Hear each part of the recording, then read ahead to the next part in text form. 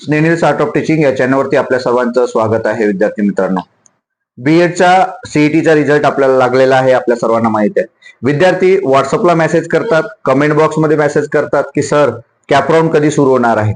विद्यार्थी मित्रांनो, आपल्याला कॅप राऊंडच्या पहिल्या राऊंड पासून किंवा ऍडमिशन प्रोसेस डॉक्युमेंटच्या संदर्भात संपूर्ण प्रवेशच मिळेपर्यंत नाही तर राहण्या खाण्याची व्यवस्था, तेही त्याही व्यतिरिक्त तुम्हाला वसतिगृहात राहण्या खाण्याची व्यवस्था झाली नाही तर इतर पैशाची जी व्यवस्था आहे स्वाधार आधार स्वयंच्या माध्यमातून ह्या सर्व गोष्टी तुम्हाला सेटल होतपर्यंत या गोष्टींची आपण मदत करणार आहोत. विद्यार्थी मित्रांनो, यासाठी माझ्या चॅनलला आपण पहिल्यांदा आले असाल तर माझ्या चॅनलला सबस्क्राईब करा, जेणेकरून येणारं कोणतेही जे अपडेट असेल ते अपडेट आपण आपल्या चॅनलला कायमस्वरूपी देत असतो.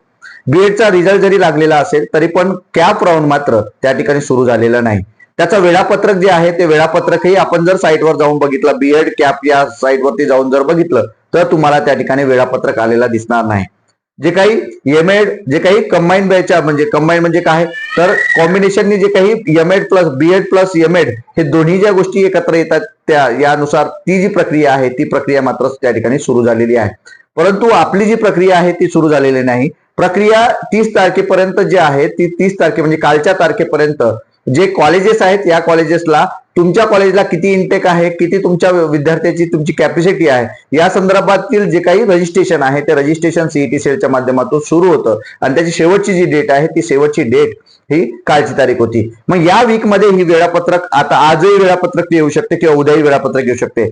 जमलं तर आज वेळापत्रक ते येऊ शकते सीईटी सेलच्या माध्यमातून आपल्यापर्यंत, किंवा सीईटी सेलला तुम्ही जाऊन सुद्धा चेक करू शकता. बीएड कॅप 2026 या साईटवरती तुम्ही जर गेलात तर नक्कीच तुम्हाला विद्यार्थी मित्रांनो त्या ठिकाणी तुम्हाला त्या संदर्भातील अपडेट मिळेल. आपलं हे चॅनल जे आहे तुम्ही ही अपडेट बघू शकता, परंतु प्रत्येकच विद्यार्थी त्या साईटवर जात नाही आणि ते चेक करत नाही. पण युट्यूबवरती मात्र या सर्व गोष्टी बघत असतो, चेक करत असतो, पाहत असतो. आपण माझे फॉलोअर्स आहात या दृष्टीनं सांगतोय की व्ह्यूज वाढवण्यासाठी हे काम नाही तर विद्यार्थ्याला कुठे ना कुठे तरी मदत व्हायला पाहिजे. कारण प्रत्येकच विद्यार्थी हा प्रत्येकच गोष्टी त्याला माहित असेलच असं नाही आणि अशा विद्यार्थ्याला जर योग्य वेळी योग्य मार्गदर्शन जर मिळालं तर त्याचं आर्थिक भुर्दंड असेल, राहण्या खाण्याची व्यवस्था असेल, इतर ज्या गोष्टी शासकीय योजनेच्या माध्यमातून आपला विद्यार्थी तो कसा मिळवेल यासाठी आपण आपल्या चॅनलच्या माध्यमातून आपल्या विद्यार्थ्यांना कायमस्वरूपी मदत करतो आहेत. विद्यार्थी मित्रांनो, आपण जर आपल्या चॅनलला जर पहिल्यांदा आले असाल तर सबस्क्राईब करून घ्या. त्यासाठी सबस्क्राईब करून घ्या. डिस्क्रिप्शन बॉक्समध्ये असणारे जे काही लिंक आहे त्यावरती जॉईन व्हा, ज्या माध्यमातून माझ्याशी संपर्क साधता येईल. तुम्हाला असणारा कोणताही जो प्रश्न आहे तो ग्रुपला जर तुम्ही टाकलात तर नक्कीच त्याचं उत्तर तुम्हाला समर्पक मिळेल. अजून तुम्हाला जर काही माझ्याशी बोलायचं असेल तर व्हॉट्सअपच्या द्वारे तुम्ही माझ्याशी बोलू शकता. कॉल मात्र करू नका, कारण कॉल मात्र मी तुमचं उचलू शकत नाही. कारण कित्येक फोन आपल्या विद्यार्थ्यांची येत असतात, परंतु क्षमस्व आहे की आपण तो कॉल उचलू शकत नाही विद्यार्थी मित्रांनो. त्यामुळे समजून घेणं अत्यंत गरजेचं आहे. व्हॉट्सअपच्या मेसेजचं उत्तर मात्र तुम्हाला समर्पक मिळणार आहे. त्यामुळे आपल्याला हक्काचं चॅनल आपल्याला मिळत आहे, त्यासाठी नक्की सबस्क्राईब करा.